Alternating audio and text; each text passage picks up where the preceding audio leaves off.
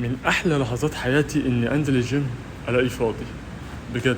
بصوا يا جماعه الروقان دي بتتحرك لوحدها من ساعه ما انا دخلت، بامانه ما جيت جنبها، خليها زي ما هي.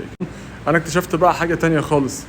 بصوا يا جماعه انا تحس ان انا صاحب الجيم خلاص، أنا فاضي جدا، فاضي براحتي يعني، الاجهزه كلها فاضيه، ماي بوتل في الجيم وحدي زي ما انا قلت لكم، في الجيم وحدي اهو خالص خالص في الجيم. بس واضح ان انا مش وحدي قوي يعني، واضح ان انا معايا ناس،